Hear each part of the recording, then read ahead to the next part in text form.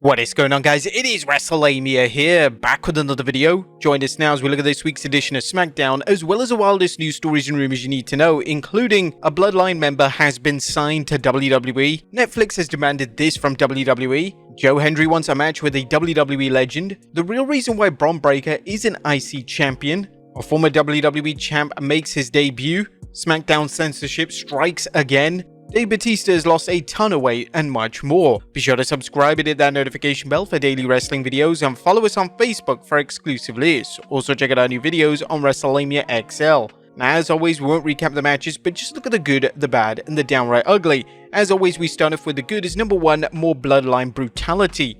Can anyone stop the Bloodline? Well, the answer is no, and that's exactly what the WWE needs right now as it prepares for Roman Reigns' return. While critics might argue that the repeated attacks make Cody and his allies look weak, the reality is that the Bloodline has used the numbers game to take Rhodes' allies out, making it necessary for the unthinkable to happen, that is Cody and Roman Reigns joining forces. Number 2, good foreshadowing for Randy Orton's turn. Cody's promo bemoaning the Bloodline's attack on his mentor was fantastic foreshadowing as the American Nightmare discussed everything Randy has done for him and how painful it was to watch the Bloodline lay him out. Like most betrayals in wrestling, Cody's oblivious as to what the fans can already see, which makes promos like this all the more dramatic. Number 3, Bayley puts Nia in her place. Last night was a good night for Bayley to show she's no victim and that Nia Jax is in for a fight come SummerSlam. The WWE Women's Champion bulldozed Nia Jax on the microphone and held her own against Jax when the Queen of the Ring tried to attack her. The WWE's booking of Bayley as champion has been weak, but last night's segment was a welcome change from Bayley being reactive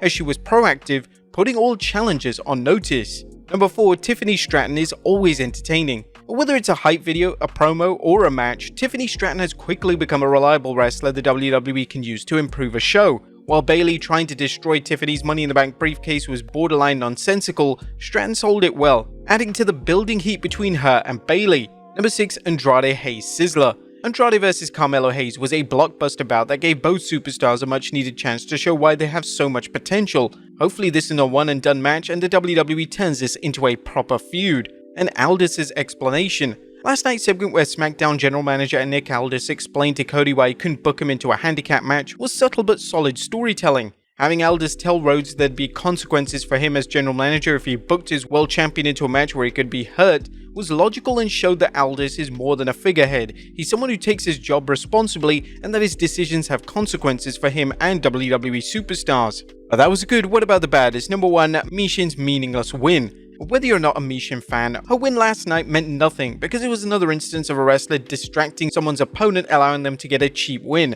In this case, Bayley distracting Tiffany Stratton long enough for Mishin to get the roll-up. Like many superstars, she needs a major overhaul if the WWE wants to use her as anything but glorified enhancement talent, if not added to the list of superstars who fans don't see for weeks, only to pop up on TV and count the lights. Number 2, WWE needs better opponents for Bayley. It's time for the WWE to step up with its booking of Bayley. Wrestling's role model's current run as WWE Women's Champ has been uneven at best, not because of Bayley's work, but because of the lack of quality opponents. Bayley continues to excel in the ring and on the microphone, but the WWE hasn't put her in any memorable programs yet. Unfortunately, it's almost as if the WWE is using Bayley as a transitional champion to set things up for Tiffany Stratton to cash in a Money in the Bank briefcase. There's nothing wrong with this, but the WWE should have Bayley face stiffer competition and wrestling more often so that when Stratton does cash in, fans will wonder how Bayley would have fared in a straight up one-on-one match. And the SmackDown's lukewarm women's tag division. What is WWE's obsession with booking Bianca Belair and Jade Cargill against Chelsea Green and Piper Niven?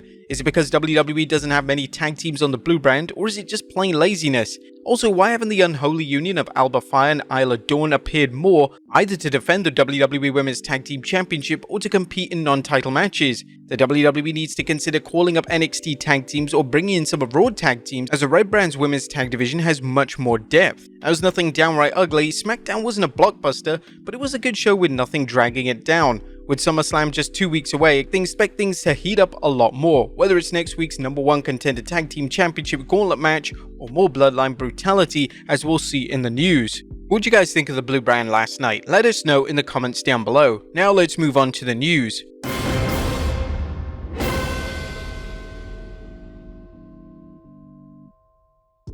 Now first we looks at WWE signed Bloodline member. A former New Japan Pro Wrestling star Hikuleo is on his way to the WWE, at least as a story from Fightful Select which notes Hikuleo's deal with New Japan ended in June and he's already in the WWE. Furthermore, the report notes he's expected to join his brothers Tama Tonga and Tonga Loa in the Bloodline. Just when remains unknown, but they could set something up for SummerSlam. Next up, Netflix's demands for WWE. Now there's some rumors that Netflix is requesting that the WWE make changes to Raw when it begins airing on the streaming service this January. Zero News is reporting that Netflix is asking about the WWE bringing Cody Rhodes or Roman Reigns to Raw. The report states if Reigns shows up on Raw, he'll likely win the World Heavyweight Championship. There are also rumors concerning Brock Lesnar returning and possibly working on Raw. While fans have heard whisperings for months that the WWE is interested in Lesnar returning to action, Janelle Grant's lawsuit against Vince McMahon, Laurinaitis and the WWE seems to be a major obstacle. The current belief is that the WWE's legal team won't clear Brock until the lawsuit is resolved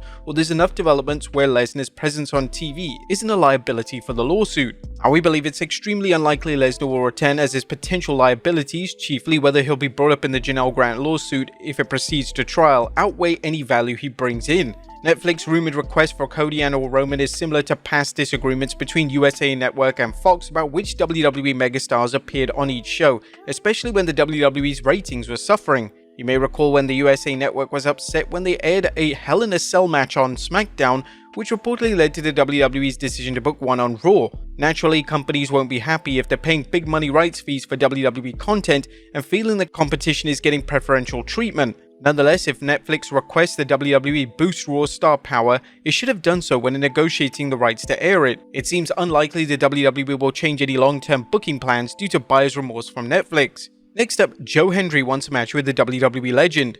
Could current TNA wrestling sensation Joe Hendry participate in the John Cena retirement tour? During an appearance on Talk Is Jericho, Hendry discussed the possibility of wrestling Cena as the WWE icon prepares to ride off into the sunset in 2025. I can't tell you why, but I think I'm going to wrestle John Cena in the next year. That's what I think is going to happen. I really, with my whole heart, 100% believe that it's going to happen. And I don't think it's just like the universe is going to give it to me. It's my job to make the most compelling story possible for John Cena. Can I put myself in a position that John Cena is intrigued by that matchup?